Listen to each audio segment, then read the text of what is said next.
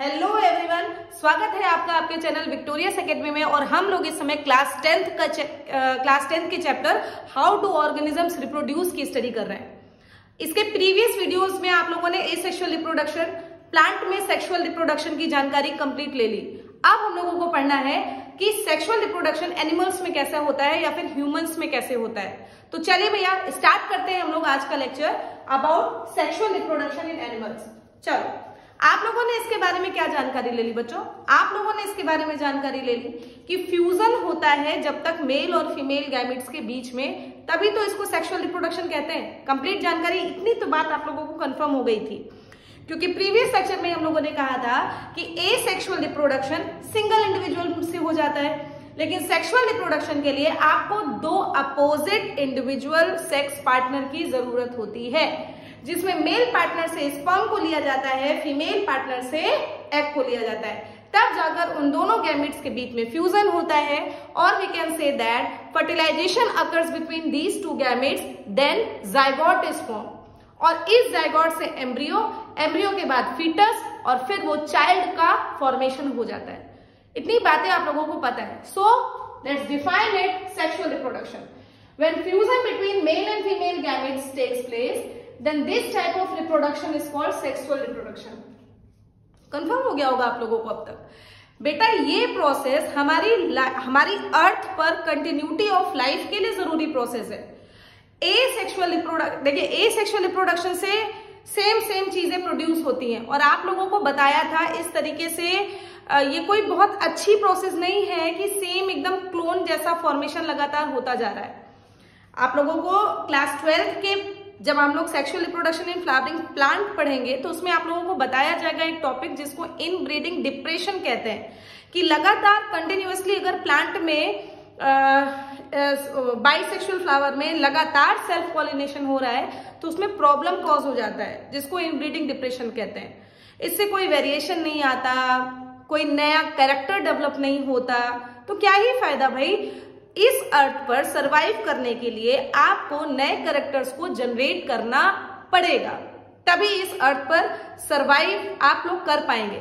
Every individual, हम लोग नहीं, एवरी इंडिविजुअल, चाहे वो प्लांट हो, चाहे वो एनिमल हो, चाहे वो हम लोग खुद क्यों ना हो। इतनी बात समझ में आई? So it is very essential process for continuity of life on earth. हमारे अर्थ पर लाइफ की कंटिन्यूटी के लिए ये एक स्पेशल प्रोसेस है। इतनी बात समझ में आई? Now the third point is that the male gamete is called sperm. बच्चों हम लोगों को पता है कि मेल गैमीट को स्पर्म कहा जाता है और फीमेल गैमीट को एग कहा जाता है। इसको याद रखिए, the male gamete is known as sperm and the female gamete is known as egg, और we can say that it is called ovum. समझ में आई बात? नेक्स्ट, इसका इंपॉर्टेंट पॉइंट समझते हैं बच्चों। हम लोगों ने क्लास 9 के चैप्टर में ही स्टडी कर ली थी, नहीं की तो अब कीजिए, that the sperm cell is the smallest cell in human being. अगर आपसे पूछ ले कि ऑल ओवर द वर्ल्ड कौन स्मॉलेस्ट सेल है, then you have answer that it is PPLO. But यहां पर आप आंसर देंगे that the sperm is the smallest cell in human. Human के अंदर स्मॉलेस्ट सेल का क्या नाम है बच्चे? तो आपका आंसर होगा स्पर्म। इसी के जस्ट अपोजिट अगर ह्यूमन में लार्जेस्ट सेल की बात कर दी जाए तो उसका आंसर है एग। ये देखिए लार्जेस्ट सेल कौन है, तो आपका आंसर है एग। इतनी बात क्लियर हुई? चलिए थोड़ा सा स्पर्म के बारे में और जानकारी लेते हैं। देखो बच्चे, इसके पास होता है छोटा सा हेड, इस तरीके से स्ट्रक्चर होता है।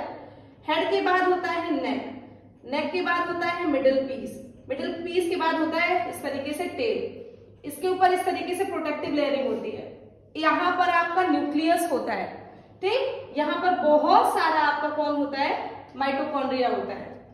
याद कर लो, छोटे से लेवल पर याद कर लो, कोई बुराई नहीं है। इसको कहो तुम और ब्रॉड बना दे। ऊपर अगर आप लोगों ने ले लिया हो तो इसको बिगाड़ के आपको फिगर समझा दे रहे हैं। स्क्रीनशॉट ले लीजिए बच्चों पहले फटाक से, तो हम आपको स्पर्म का फिगर क्लियर करें। चलिए देखिए भैया, ऊपर का हम थोड़ा सा रब कर रहे हैं। देखिए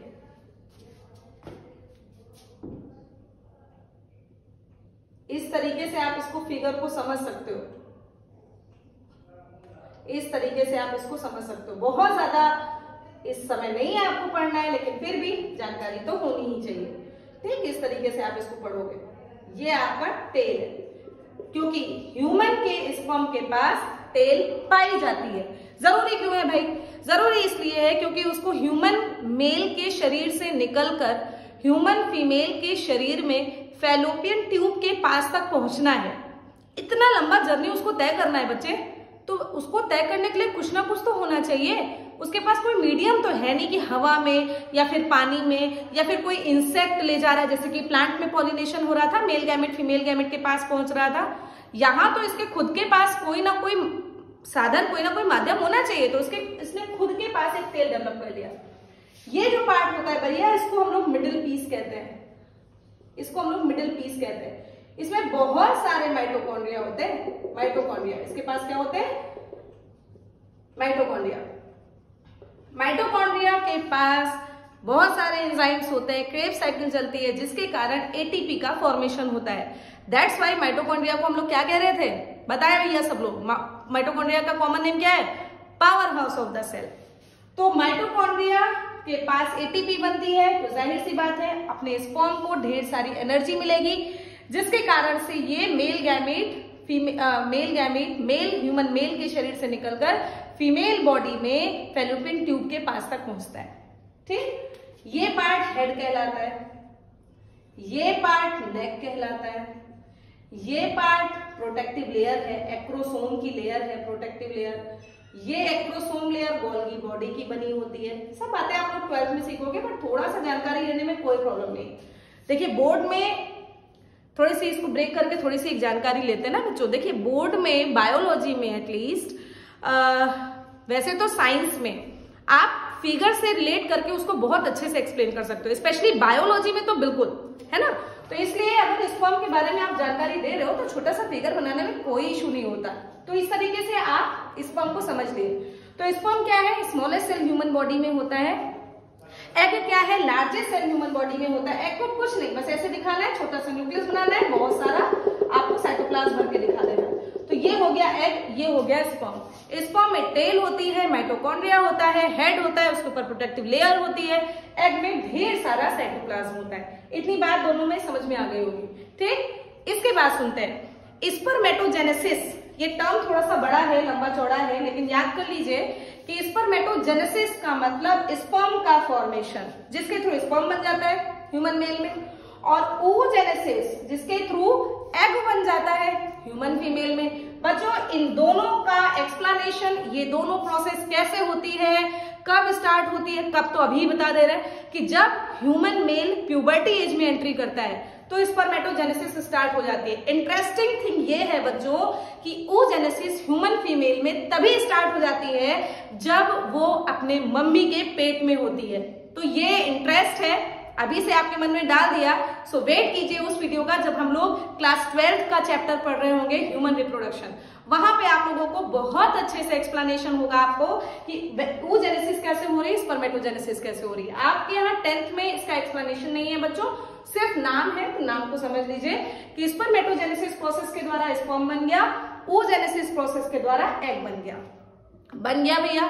फिर मेल एंड फीमेल जो इंडिविजुअल होते हैं ये आपस में कॉपुलेट करते हैं, यानी कि फिजिकल होते हैं, मेटिंग होती है उन दोनों में, तब जाकर ह्यूमन मेल का स्पर्म फीमेल बॉडी के अंदर पहुंचता है। जब वो फीमेल बॉडी के अंदर पहुंचेगा तो वो वहां पर एग निकला होगा, उस एग से वो ह्यूमन मेल का स्पर्म और ह्यूमन फीमेल का एग दोनों आपस में फ्यूज होंगे, फर्टिलाइज होंगे, जाइगोट बनेगा, जाइगोट से एम्ब्रियो बनेगा, एम्ब्रियो से फीटस बनेगा, and now the developed child is form. तो इंट्रोडक्टरी पार्ट तो सेक्सुअल रिप्रोडक्शन का यही होता है। ठीक है, अब तक आपने स्क्रीनशॉट ले लिया होगा। तो बच्चों इतनी बात समझने के बाद देखो फर्टिलाइजेशन पर बात आई। एक बात आपको एक्स्ट्रा समझाने जा रहे हैं, एक्स्ट्रा नहीं है, सिलेबस का ही है, सॉरी। जैसे फर्टिलाइजेशन हो तो गया, लेकिन ये फर्टिलाइजेशन डिफरेंट इंडिविजुअल्स में डिफरेंट टाइप्स का होता है, यानी कि अब हम लोग हेडिंग पढ़ेंगे टाइप्स ऑफ फर्टिलाइजेशन। चलिए, तो अब हम लोगों को स्टडी करनी है अबाउट टाइप्स ऑफ फर्टिलाइजेशन। चलिए देखते हैं, अगर टाइप्स की बात करें, दो तरीके का फर्टिलाइजेशन होता है। टाइप्स ऑफ फर्टिलाइजेशन, हेडिंग है आपकी टाइप्स ऑफ फर्टिलाइजेशन। देखो बच्चों, दो तरीके से आप इसको कंफर्म करेंगे। फर्टिलाइजेशन दो प्रकार का होता है। पहला एक्सटर्नल फर्टिलाइजेशन, एकदम एक लाइन में तैयार करो, कुछ भी स्ट्रेस ना लेके एक लाइन में तैयार करो। एक्सटर्नल का मतलब तो बचपन से पढ़ लिया होगा, एक्सटर्नल का मतलब बाहर होता है। और दूसरे नंबर पर आप तैयार करोगे इंटरनल फर्टिलाइजेशन, और फर्टिलाइजेशन यही दोनों होते हैं। देखा कितनी अच्छी बात आपने पढ़ ली, external fertilization, internal fertilization. External fertilization वो फर्टिलाइजेशन होता है, सॉरी यहाँ पर जेड होगा, इसको जेड देखिए, ठीक है, जेड लिख दे रहे। चलिए, एक्सटर्नल फर्टिलाइजेशन वो फर्टिलाइजेशन होता है बच्चों जिसमें मेल फीमेल गैमेट आपस में फ्यूज होते हैं बॉडी के बाहर। ये कौन सी बात हुई मैम? देखिए, ह्यूमन की बात लीजिए, इंटरनल फर्टिलाइजेशन, पहले दोनों की डेफिनेशन समझते हैं। The fusion of male and female gamete, male and female gamete takes place outside the female body, outside the female body, ठीक, बाहर। इसमें डेफिनेशन देखते हैं, the fusion of male and female gamete, the fusion of male and female gamete takes place inside the female body, inside the female body, है ना। तो अगर fertilisation female के शरीर के अंदर हो रहा है, यानी कि मेल गैमेट मेल के शरीर से निकलकर फीमेल बॉडी के अंदर जाकर अंदर फर्टिलाइज हो रहा है, यानी कि मदर की बॉडी के अंदर बेबी का फॉर्मेशन हो रहा है, then it is called internal fertilization. और इसका एग्जाम्पल बहुत बढ़िया आपके सामने आप खुद है, ह्यूमन। इसके अलावा आपने गाय देखी, आपने बफेलो देखा, आपने डॉग देखा, आपने कैट देखा, ये सारे एग्जाम्पल तो इंटरनल फर्टिलाइजेशन के हैं बच्चा। लेकिन अगर एक्सटर्नल फर्टिलाइजेशन की बात करें, एक्सटर्नल फर्टिलाइजेशन की बात करें तो इसमें बॉडी के बाहर, आप बर्ड्स का एग्जांपल भी ले सकते हो, अंडे देते हैं लेकिन बॉडी के अंदर ही फर्टिलाइजेशन होता है, तब वो चिड़िया अंडे देके बाहर निकालती है, फिर डेवलप होता है, हैचिंग वगैरह होती है, इसको कभी आएगा तो समझा दिया जाएगा। एक्सटर्नल फर्टिलाइजेशन बॉडी के बाहर, इसका एग्जाम्पल बहुत बढ़िया आप फ्रॉग का लेंगे बच्चों। इसमें फ्रॉग क्या करता है, फ्रॉग अपने मेल स्पर्म को बॉडी के बाहर रिलीज कर देता है तालाब में, पानी, रुके हुए पानी में, और जो फीमेल होती है वो अपने एग को पानी में रिलीज कर देती है। फिर धीरे धीरे चूंकि पानी में बहाव होता है, धीरे धीरे वो मेल गैमेट फीमेल गैमेट के पास पहुंचते हैं, तब जाकर उसमें फर्टिलाइजेशन होता है, और फर्टिलाइजेशन करके जाइगोट का फॉर्मेशन हो जाता है, धीरे धीरे लार्वा बनते हैं।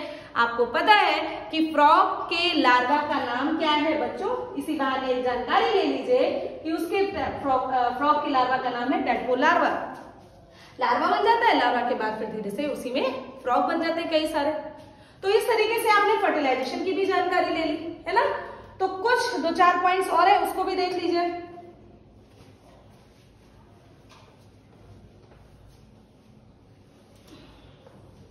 चलिए देखिए भैया, अगर हम लोग रिप्रोडक्शन की बात करें तो रिप्रोडक्शन में वेरिएशन होता है, due to sexual reproduction variation cause होता है।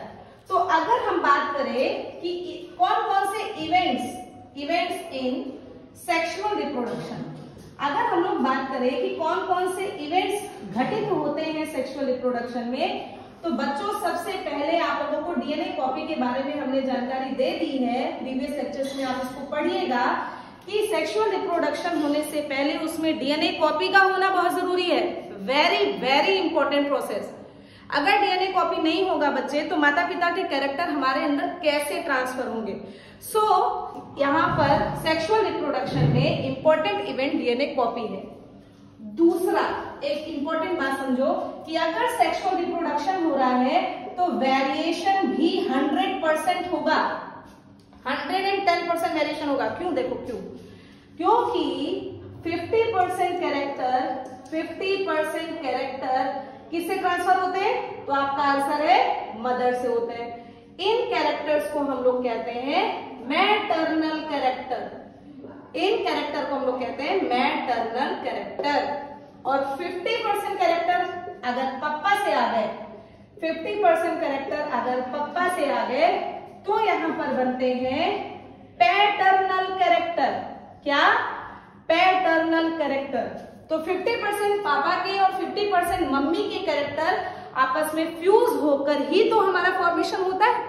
तो भैया इस तरीके से दोनों का मिक्सचर, हम लोग दोनों के मिक्सचर है। इसीलिए तो आपको इसके पहले प्रीवियस लेक्चर में बताया है कि हम लोग अपने मम्मी पापा के आइडेंटिकल नहीं होते, उनसे सिमिलर होते हैं। 50% मम्मी से आ गए, 50% पापा से आ गए, तो यार थोड़ा बहुत तो कैरेक्टर मिलेगा ही।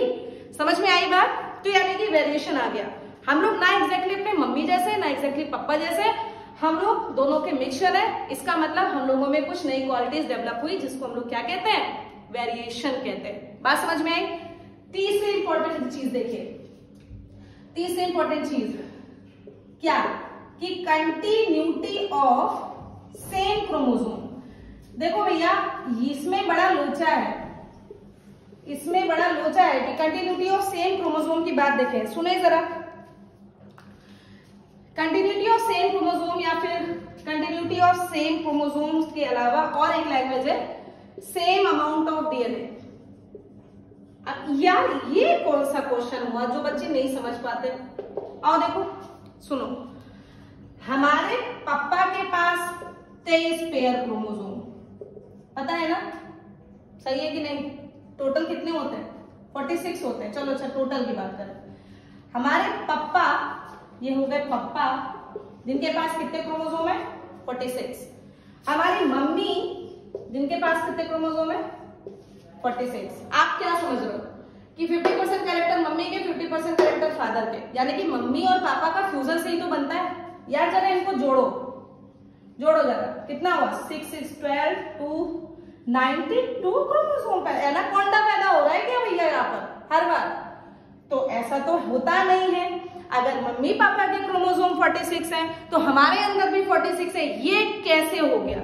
ये इंपॉर्टेंट बात है, आपको समझना है बच्चों। ये अगर हर बार ऐसे ही सीक्वेंस बनता रहा, 46 जुड़े 92 बन गया, फिर 92 जुड़े 40 जुड़े, हर बार एक एनाकोंडा, एक गॉडजिला बन के पैदा हो रहा है, ये कौन सी बात हुई?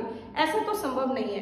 तो आखिर ये जो प्रोसेस चल रही है, जिसके through amount of DNA is always stable in further progenies, how it possible? देखो बेटे बच्चों, इसमें एक प्रोसेस चलती है जिसको मियोसिस डिवीजन कहते हैं। अब एक बहुत अच्छी बात आप लोग सीखने जा रहे हैं, थोड़े से सतर्क हो जाइए। मियोसिस डिवीजन होता है। मियोसिस डिवीजन की क्वालिटी होती है कि हमेशा वो अपने क्रोमोसोम का जस्ट हाफ क्रोमोसोम कर देता है। क्रोमोसोम का, पेरेंटल क्रोमोसोम का जस्ट हाफ क्रोमोसोम हो जाता है। तो जरा देखो, देखो ये पापा के, अब इसको रब कर रहे हैं ना, इसको रब कर रहे हैं, देखिए ये 46 पापा के हैं। इनसे जब स्पर्म बने बच्चों, तो इनके स्पर्म में इसी मियोसिस डिवीजन के कारण कितने क्रोमोसोम आए? 23 आ गए। मैंने क्या बोला कि due to meiosis division the chromosome in, इसको लिख दे रहे हैं, the chromosome in daughter cell, the chromosome in daughter cell is just half to the parent cell. Parent cell का पूरा आधा हो जाता है क्रोमोसोम। तो यहाँ पेरेंट सेल के पास कितने क्रोमोसोम है? 46, तो उससे जस्ट आधा हो गया 23।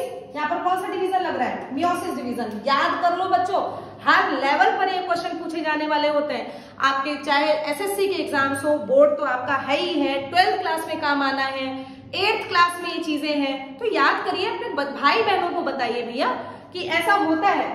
इतनी बात समझ में आई? इधर मम्मी के पास भी 46 है, तो यहाँ पर भी डिवीजन होगा कौन सा? Meiosis division. और मियोसिस डिवीजन करके इनके पास भी गैमीट्स में कितने क्रोमोसोम बन जाएंगे? यहाँ एग बना, मम्मी के सेल के पास 46 था, उसमें जब एग बना तो उसके पास कितने क्रोमोसोम आ गए? 23 क्रोमोसोम आ गए। और तब फिर यहाँ पर 23 ऐड करके हम लोग बन गए, जिसको क्या कहा गया? 46 कहा गया। और हम लोग जाइगोट के फॉर्मेशन कर देते हैं, हम लोग जाइगोट के फॉर्म में आ जाते हैं। तो इस तरीके से हम लोगों ने क्या क्या पढ़ लिया? इस तरीके से हम लोगों ने पढ़ लिया डीएनए कॉपी जरूरी है सेक्सुअल रिप्रोडक्शन में, वेरिएशन होना ही होना है क्योंकि दोनों का मिक्सचर आता है। हम लोगों का amount of DNA further generations में ऑलवेज कंटिन्यूटी मेंटेन ही रहती है। यहाँ 46 है, यहाँ पे 23 हुआ, तब फिर हम लोग फर्टिलाइज करके जाइगोट बना दिया। तो बच्चों सेक्सुअल रिप्रोडक्शन कैसे होता है, उनमें क्या क्या चीजें यूज होती हैं, उनमें क्या क्या इवेंट्स की घटना घट सकती है, आप लोगों ने पूरा पढ़, एक चीज और पढ़ लीजिए, तब फिर आज का लेक्चर हम लोग पैकअप करते हैं। इसको देखिए बच्चों, थोड़ी सी बातें, थोड़ी सी, ज्यादा नहीं करेंगे। देखिए, अगर ह्यूमन के क्रोमोसोम की बात करें, यहीं पर कर लेते हैं हम लोग थोड़ी सी बात। देखिए बच्चों, अगर ह्यूमन क्रोमोसोम की बात करें तो आपको पता है 46 क्रोमोसोम टोटल होते हैं, है ना, या फिर इसी को हम लोग 23 पेयर कहते हैं, ठीक है। इसमें जो 22 पेयर होते हैं बच्चों, इनको ऑटोसोम कहते हैं। ऑटोसोम का मतलब होता है that chromosome which affects on body, यानी कि हमारी आंखों का कलर, हमारे चिन का शेप, हमारी हाइट, हमारे बालों का जो टेक्सचर है, हमारे नोज का टेक्सचर है, हर चीज को मेंटेन कराने वाले क्रोमोसोम कौन है, ये ऑटोसोम। अब बचे कितने पेयर, 1 पेयर, जिनको हम लोग कहते हैं एलोसोम। एलोसोम या फिर इसको हम लोग कहते हैं सेक्स क्रोमोसोम, या फिर इसको हम लोग कहते हैं सेक्स क्रोमोसोम। इतनी बात समझ में आई। ऑटोसोम को रिप्रेजेंट करने का तरीका, ऑटोसोम 22 पेयर का मतलब यहाँ पर टोटल कितने क्रोमोसोम हो गए, 44, और 1 पेयर में आ जाते हैं या तो XX और या तो XY। तो भैया अगर मेल की बात कर ले तो मेल का स्ट्रक्चर हम लोग 44 प्लस XY लिख सकते हैं कि नहीं लिख सकते, और अगर फीमेल की बात करें तो फीमेल को हम लोग 44 प्लस XX लिख सकते हैं कि नहीं लिख सकते। तो इस तरीके से आप लोगों ने कितनी अच्छी बात सीख ली। देखिए जरा फटाफट कि ह्यूमन क्रोमोसोम में 46 क्रोमोसोम होते हैं, 23 पेयर इनको हम लोग कह सकते हैं, 22 पेयर ऑटोसोम कहलाते हैं, 1 पेयर एलोसोम या फिर सेक्स क्रोमोसोम कहला सकता है, और इनका रिप्रेजेंट अगर मेल है तो 44 प्लस XY, और अगर फीमेल है तो 44 प्लस XX। सो आज का लेक्चर यहीं पर हम लोग बच्चों खत्म करते हैं। इसके बाद हम लोग ह्यूमन मेल एंड फीमेल का रिप्रोडक्टिव पार्ट पढ़ेंगे। सो इसका स्क्रीनशॉट लीजिए बच्चों, पढ़िए और सबको पढ़ाइए। Thank you so much.